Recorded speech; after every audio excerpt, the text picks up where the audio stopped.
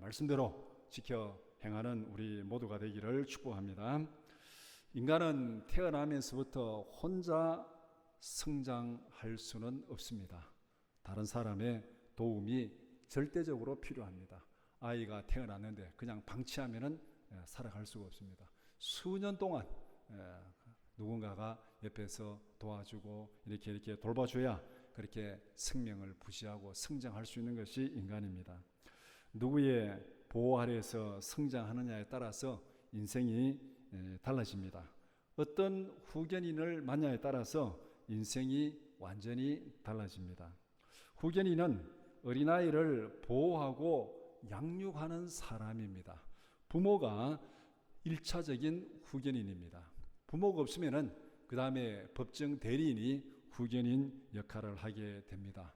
넓은 의미에서 보면은 어린아이를 양육하고 보호하고 가르치는 모든 사람들이 다 후견인에 속합니다. 우리가 옛날부터 가문을 중시했습니다. 가문을 중시하는 이유가 뭐겠습니까? 누구 밑에서 어떤 분위기에서 어떤 교육을 받고 성장했느냐, 그 후견인을 보는 거죠. 오늘날은 학벌을 중시합니다. 학벌을 중시하는 거 물론 부정적인 면도 있지만 긍정적인 면에서 보면은 누구 밑에서 어떤 교육을 받았느냐를 따져보는 것입니다. 결과적으로 어떤 후견인 아래에서 성장했느냐, 그것을 따지는 것이 가문을 따지고 부모를 따지고 그 다음에 학벌을 따지는 그 근본적인 동기입니다. 그래서 누구 밑에서 어떤 영향을 받으면서 성장하고 교육받았는가, 그것은 그 사람 인생에서 대단히 중요한 것입니다. 오늘 에스더 2장 1절에서 18절을 함께 읽었습니다. 오늘 이 본문 말씀은 인생의 후견인이 얼마나 중요한지를 잘 보여주는 말씀입니다. 물론 우리 인생을 이끌어 가시는 분은 하나님입니다. 그러나 하나님 이외에 또 이 인생이 어릴 때부터 후견인, 이 사람이 우리의 인생이 얼마나 중요한 역할을 하는지 그것을 잘 보여주고 있습니다. 오늘 본문 에스더 2장 1절에서 18절을 두 부분으로 나눠서 함께 살펴보고자 합니다. 첫 번째는 아수에로 왕의 조서 1절에서 7절, 두 번째는 왕후가 된 에스더 8절에서 18절 말씀입니다. 첫 번째, 아수에로 왕의 조서입니다. 첫 번째 질문, 왕후의 일로 고민하는 아수에로 왕에게 신하들은 어떤 제안을 하였습니까? 1절에서 4절까지 내용이 그 내용입니다. 아수에로 왕은 과거에 자신이 행했던 일을 후회하고 있었습니다. 여기서 그가 행한 일을 생각하거늘, 이 생각한다는 말 속에 원래 의미가 후회한다는 그런 의미가 포함되어 있습니다. 구체적으로 말하면은 왕후 와스디를 폐위시킨 그 사건을 지금 자기가 후회하고 있습니다. 그 내용은 앞에 에스더 1장에 기록이 된 내용입니다. 왕이 큰 잔치를 벌이고 이제 이 기분이 가득 좋아졌을 때 이 왕후를 불러가지고 모든 사람들 앞에 이 자기 왕후의 아름다움을 이게 자랑하고 과시하려고 했습니다. 그런데 왕후가 왕의 말을 거역하고 나타나지 않았습니다. 왕의 체면이 말이 아닙니다.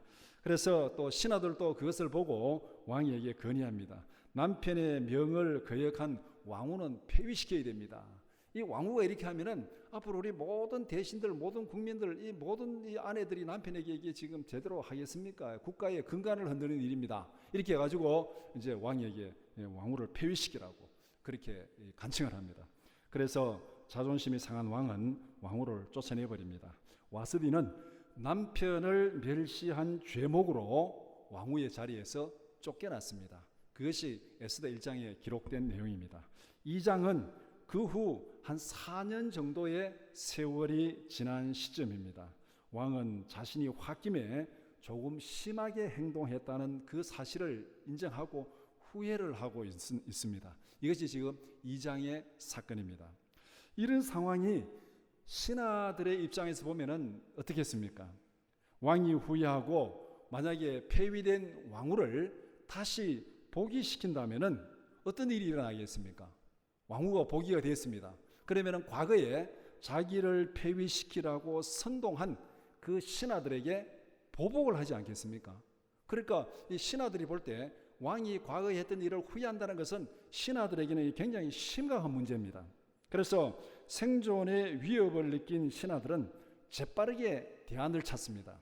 옛날이나 지금이나 권력 밑에서 살아남는 사람들은 이 처세술에 대한 촉이 아주 발달된 사람입니다. 처세술에 대한 촉이 발달되지 않으면 그 권력 밑에서 살아남을 수가 없습니다. 그러니까 이 왕 밑에 있는 사람들이 그 분위기를 딱 알고, 야, 이랬더니 큰일 나겠다. 그래서 왕에게 새로운 왕후를 간택하고자 제안을 합니다. 그 왕후가 복이 되면 안 되니까 빨리 이 국면 전환해가지고 새로운 왕후를 선택합시다. 그래서 왕에게 건의하기를 전국에서 아리따운 처녀들을 선발해서 이 왕궁으로 불러들여서 잘 관리해가지고 그 중에서 왕이 마음에 드는 그 아리따운 처녀를 왕으로 선택하소서, 이렇게 청혼을 했습니다. 이래서 이제 왕이 그것을 받아들이고 조서를 내리고 새로운 왕후를 간택하는 작업이 시작되었습니다. 이제 2장의 사건이 바로 이 내용입니다. 두 번째 질문, 수산성에 사는 모르드게는 어떤 사람이었습니까? 왕궁이 있는 수산성에 한 유대인이 살고 있었습니다. 그 이름은 모르드게였고 그는 베냐민 지파 사람이었고 그 족보를 쭉 본문에서 설명하고 있습니다. 그런데 중요한 것은 느부갓네살 왕 때에 예루살렘에서 포로로 잡혀온 사람이었습니다. 아무리 가문이 좋고 아무리 족보가 좋아도 그는 포로로 잡혀온 사람이었습니다. 느부갓네살 왕은 세 차례에 걸쳐서 유대인들을 포로로 잡아옵니다. 예루살렘을 침공해가지고 거기에서 이제 포로를 잡아오는데 1차 포로는 주전 605년경에 사람들을 포로로 잡아옵니다. 예루살렘을 침공해서. 그때 잡혀온 사람들 중에 다니엘과 다니엘의 세 친구, 이 다니엘은 1차 포로로 바벨론에 잡혀온 사람들입니다.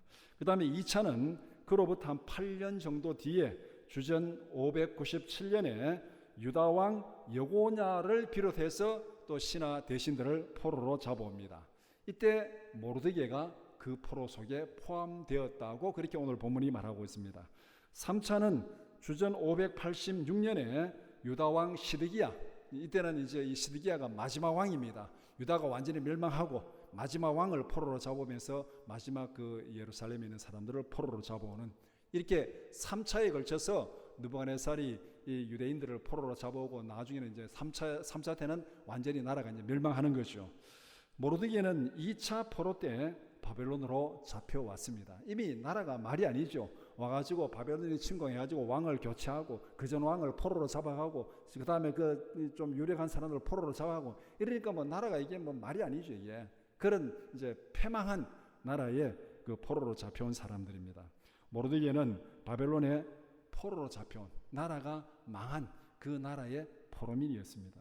포로들은 노예나 다름이 없는 사람들입니다. 나라를 멸망시키고 거기에서 잡아왔으니까 그들은 노예나 다름없는 사람들.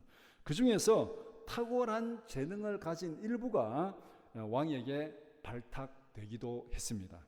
그래서 그 유대인들 중에서 다니엘이나 느헤미야나 이런 사람들이 이제 이 고위 관직에 오르게 됩니다. 그런 사람들은 특별한 예외적인 경우고 대부분의 일반적인 포로민들은 그 사는 땅에서 최하층민입니다. 최하층민. 그러니까 이 에스더 전체 주제가 뭡니까? 유대인들을 죽여라, 유대인들을 몰살하는 그런 계획을 세우는 게 그 나중에 나오는 하만의 계획이잖아요. 그러니까 유대인들을 몰살시키는 계획까지 세울 수 있을 정도라면은 이 포로로 잡혀온 이들의 신분, 이들의 지위가 어떤지를 우리는 충분히 짐작할 수 있습니다. 이 포로로 잡혀온 이 사람들은 그 모든 사람들 중에서 최하층민, 어떻게 보면 인간 청소를 해도 별로 이렇게 저항할 수 없는 그런 사람들이 포로로 잡혀온 사람들입니다. 본문의 강조점은 이것입니다. 모르드게는 수산성에서 기득권을 누리는 특권층이 아니다. 백도 권력도 없는 포로로 잡혀온 최하층민에 속한 사람이다. 그것이 지금 이 모르드게를 소개하는 그 내용입니다. 에스더서의 역사는 그 사회에서 제일 밑바닥에서 시작되고 있다는 것을 말씀하고 있습니다. 세 번째 질문, 에스더가 성장한 가정 형편은 어땠습니까? 에스더서의 주인공은 당연히 에스더입니다. 에스더는 어떤 여인이었습니까? 성경은 모르드게와 연관하여 에스더를 소개합니다. 모르드게에 아비하일이라는 삼촌이 있었습니다. 에스더는 그 삼촌의 딸이었습니다. 그런데 불행하게도 그 삼촌은 일찍 죽었습니다. 어린 에스더는 부모도 없이 고아가 되었습니다. 모르드게가 에스더의 후견인이 되었습니다. 모르드게는 고아가 된 에스더를 자기 딸처럼 그렇게 양육했습니다. 에스더는 부모도 없는 고아로서 사촌 오빠 밑에서 이 딸처럼 양육을 받은 여인이었습니다. 본문이 설명하는 에스더의 신분은 어떻습니까? 포로민 중에서도 부모도 없는 고아였습니다.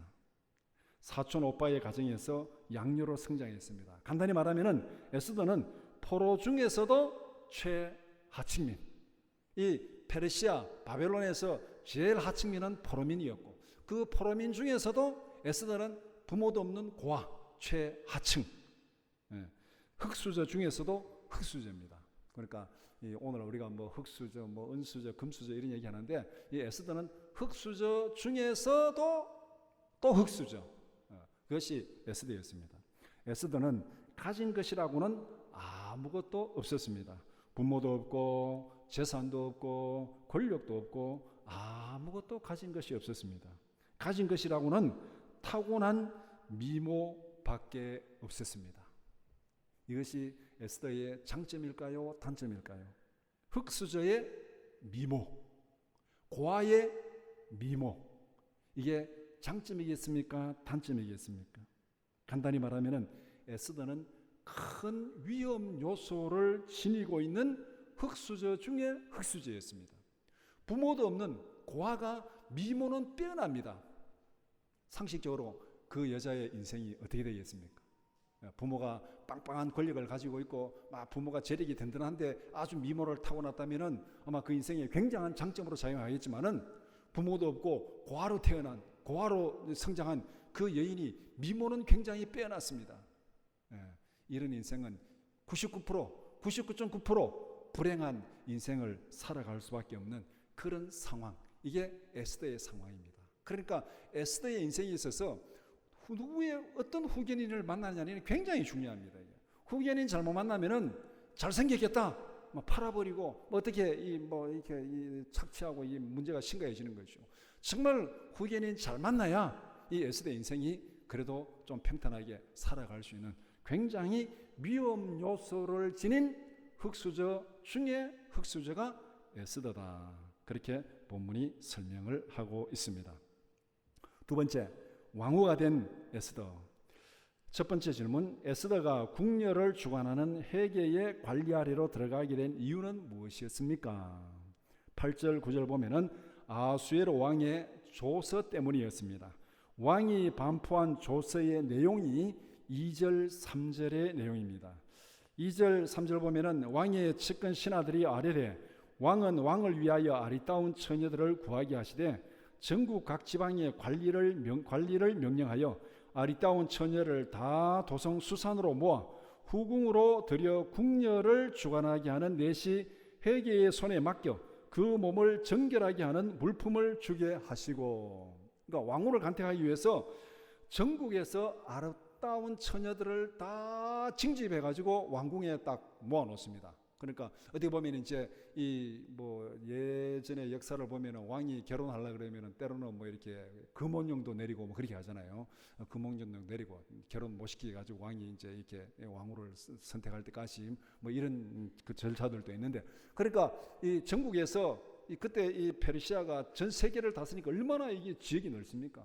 그 전국에서 아리따운 처녀들을 다 모아가지고 후궁으로 다 들여서 거기에 소집해놓고 그 중에서 제일 마음에 드는 아가씨를 이제 왕으로 선택하라고 그렇게 이제 이렇게 조서를 내렸습니다. 에스더는 타고난 미모 때문에 왕궁으로 이끌려 갔습니다. 미모로 선택되어 이끌려간 처녀들의 심정은 어떠했겠습니까? 즐거워해야 할까요? 슬퍼해야 할까요? 여러분들이 만약 이런 상황이면은 내가 지금 이 미모로 선택돼가지고 왕궁으로 후궁으로 들어갔다. 이제 왕궁으로 들어갔다. 이게 정말 즐거워야 될까요? 슬퍼야 될까요? 결코 즐거운 일이 아닙니다. 왜냐하면 전국에서 뽑힌 미녀들 중에서 왕후가 될 사람은 딱 한 사람입니다. 딱 한 사람인데 나머지 미녀들은 어떻게 되겠습니까? 거기에 뽑혀간 나머지 미녀들은 성경인대로 보면은 왕과 하룻밤을 보낸 뒤에는 일평생 후궁에 갇혀서 생과부로 살아가야 됩니다. 이게 지금 이 아름다운 미모로 왕궁에 불려간, 그래서 이끌려간 이 여인들의 운명입니다. 뽑혀온 사람들 중에서 왕후가 될 사람은 딱 한 사람, 나머지는 평생 생과부로 후궁에 갇혀서 살아가야 되는 그런 신세가 됩니다. 그렇다면 여기에 이끌려간 처녀들이 즐거웠을까요? 슬펐을까요? 근데 그러면 몇 명이나 과연 이 처녀들이 잡혀갔겠는가? 잡혀갔다는 말보다 이끌려갔겠는가? 어떤 역사 기록에 보면은 한 400명 정도가 거기에 이렇게 이제 소집이 됐다 그럽니다. 그러니까 왕후가 될 확률은 400대 1입니다. 400대 1. 400명 중에 왕후는 딱 한 명이고 나머지 399명은 평생 생가부로 후궁에 갇혀서 살아가야 되는 그런 상황입니다. 에스더는 대략 400대 1의 소모품 중에 한 사람으로 그렇게 왕궁으로 이끌려갔습니다. 에스더는 궁녀를 주관하는 헤게의 특별한 관심을 받았습니다. 헤게의 특별한 은혜를 입었습니다. 무슨 이유 때문에 헤게가 에스더에게 특별한 배려를 했습니까? 본문에 이유는 없습니다. 아무런 이유가 없습니다. 미모에 대한 감정은 주관적인 취향이 아니겠습니까? 여러분 생각해 보세요. 전국을 세계에서 오늘 말하는 전 세계에서 400명의 미인을 선발해 가지고 딱 놓고 네 마음에 드는 사람이 누구냐 했을 때 10명이면 10명 다 한 사람을 지목하겠습니까? 10명을 놓고 나 네 마음에 드는 사람 400명 중에서 선택해봐라 그러면 아마 생각하기에 10명이 있다면 10명 다 다른 사람을 지목하지 않겠습니까? 왜냐하면 미에 대한 이 선별은 개인적인 취향이기 때문에 나는 이 사람이 참 마음에 든다 생각해도 다른 사람은 나는 이 사람이다 이렇게 말할 수 있는 거죠. 그러니까 지금 이 400명 중에서 이 특별히 에스더가 마음에 들었다. 뭐 에스더만 잘생기겠습니다. 그 나온 사람들 다 잘생긴 사람들인데. 그러니까 특별한 이유가 없어요. 이것은 다니엘이 환관장에게 은혜를 입은 것과 비슷한 사건입니다. 다니엘서와 에스더서는 역사적인 변경이 같습니다. 앞에 다니엘도 포로로 잡혀왔고 그 다음에 여기에 모르드게도 포로로 잡혀왔고 그 포로민 중에서 지금 일어난 일들이죠. 그래서 다니엘서에서는 하나님이 전면에 등장합니다. 하나님이 이렇게 했다, 하나님이 은혜를 이렇게 했다, 하나님이 어떻게 했다, 하나님이 전면에 등장하는 것이 다니엘 역사의 기록이고, 그런데 에스더서에는 하나님이라는 말이 전혀 등장하지 않습니다. 하나님, 여호와 뭐 이런 말이 한마디도 등장하지 않는 것이 에스더서입니다. 에스더서에서는 철저하게 보이지 않는 손길로 역사하십니다. 철저하게 보이지 않는 손길. 그러니까 왜 에스더가 헤게의 은총을 입었는지 이유가 없습니다. 에스더는 말하지 않습니다. 그러나 그 배후에 보이지 않는 손길이 강력하게 역사하고 있다. 이걸 지금 계속 암시하고 있는 것이 에스더에서의 설명입니다. 왜 에스더가 은혜를 입었는가? 이유가 없습니다. 그냥 은혜를 입었습니다. 더 말하면 보이지 않는 손길이 그렇게 지금 이끌어 가고 있습니다. 이것이 지금 에스더의 설명입니다. 두 번째 질문. 모르드게는 에스더에게 어떤 지시를 했습니까? 모르드게는 에스더의 후견인입니다. 에스더가 왕궁으로 가자 한 가지 중요한 사실을 지시합니다. 10절에 자신의 민족과 종족을 누구에게도 절대 말하지 말라. 후견인이 지금 에스더에 시키는 겁니다. 너 가거든 너 민족이 뭔지 어떻게 되는지 신분에 대해서 절대 말하지 말아라. 에스더가 민족과 종족을 말해서 덕볼 일이 있겠습니까? 에스더는 포로민 중에서도 최하층인데 부모도 없는 고아인데 흙수저 중에서도 흙수저인데 말하면은 덕볼 일은 하나도 없고 손해볼 일만 있지 않겠습니까? 그래서 모르드게가 에스더에게 절대 말하지 말라 그렇게 지금 지시를 했습니다. 에스더는 모르드게의 지시를 잘 따랐습니다. 모르드게가 시키는 대로 그렇게 지금 잘 하고 있습니다. 모르드게는 에스더의 일이 잘 되도록 나름대로 굉장히 노력을 하고 있습니다. 지금 이 400명 중에 한 명으로 지금 에스더가 들어갔는데 일이 잘못되면은 그래도 자기가 참 이 양녀로 잘 양육한 이 딸이 어떻게 될 건지 자기는 알고 있습니다. 그러니까 이게 지금 보통 일이 아니에요. 부모 입장에서 보면은 그 왕에게 지금 끌려간 이 처녀들의 부모 입장에서 보면은 이 일이 지금 이게 보통이 아닙니다. 이게 왕후가 된다면 이거는 뭐 대단한 영광이지만은 그 안 되면 이거는 참 좀 어떻게 보면 비참한 현실인 거죠. 그래서 모르드게는 에스더 일이 잘 되도록 나름대로 굉장히 노력하고 있다는 것을 본문이 말하고 있습니다. 날마다 왕궁 근처를 맴돌면서 소식을 듣고자 하였습니다. 모르드게가 하나님을 경외하는 믿음의 사람이었다면 날마다 왕궁 근처를 맴돌면서 무엇을 했겠습니까? 모르드게가 정치적인 영향력을 행사할 위치에 있는 것도 아닙니다. 왕후를 뽑는 일에 얼마나 많은 권력이 동원이 되고 등장하겠습니까? 모르드게는 거기에 감히 명함도 내밀 수 없는 사람입니다. 자기도 포로민인데 자기 민족과 종족과 신분까지도 숨기고 있는 입장에서 모르드게가 거기서 할 수 있는 일이 뭐겠습니까? 그런데 그는 왕궁을 맴돌면서 이것이 어떻게 되는지, 소식이 어떻게 되는지 굉장히 궁금해하고 있습니다. 모르드게가 의지할 분은 오직 한 분, 보이지 않는 그분뿐입니다. 포로민인데, 권력도 없는데, 아무것도 없는데 에스더를 위해서 할 수 있는 것이 무엇입니까? 궁금하기는 하고 잘 되기는 잘 돼야 되는데 왕궁을 맴돌면서 자기가 힘쓸 수 있는 권력은 아무것도 없습니다. 그러니까 그는 왕궁을 맴돌면서 오직 의지할 분은 한 분, 에스더에서 눈에 보이지 않는 한 분, 그분을 의지하는 것, 그것밖에 이 지금 모르드게가 할 수 있는 일이 없습니다. 그것이 왕궁을 맴돌면서 계속 아마 모르드게가 하는 일이었을 것입니다. 세 번째 질문, 에스더가 어떻게 페르시아의 왕후가 될 수 있었습니까? 선발된 처녀들이 차례대로 왕에게로 나갔습니다.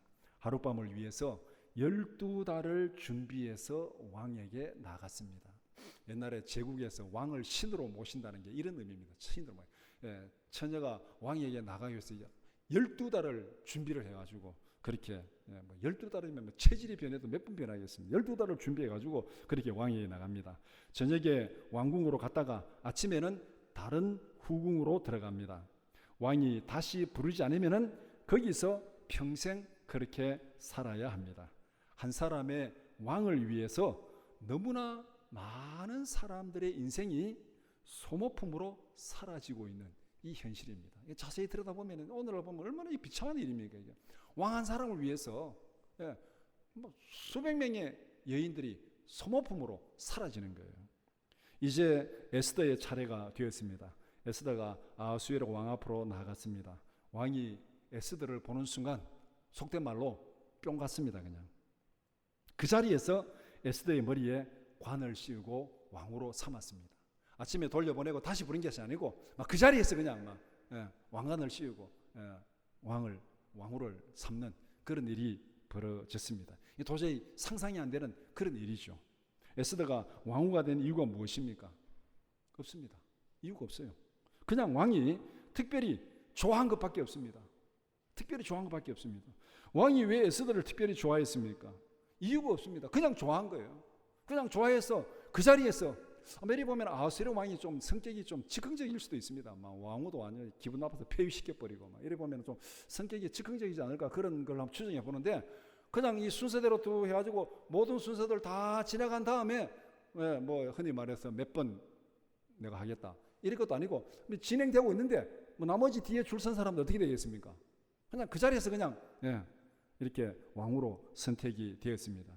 이것이 에스더가 왕후가 된 이유 같지도 않는 이유입니다. 그냥 왕이 좋아해서 그 자리에서 어떻게 보면 즉흥적으로 그냥 왕후를 삼은 거예요. 그러나 에스더서는 무엇인가를 강력하게 암시하고 있습니다. 왕의 마음을 움직이는 눈에 보이지 않는 강력한 손길, 그 손길이 있다는 거. 그냥 왕이 갑자기 감동이 돼가지고 완전히 뿅 가가지고 정신도 못 차려 거기서 그냥 왕으로 삼아버렸습니다. 자기도 어찌할 뻔 모르게 그렇게 된 겁니다. 눈에 보이지 않는 그분이 에스더를 왕으로 세웠다.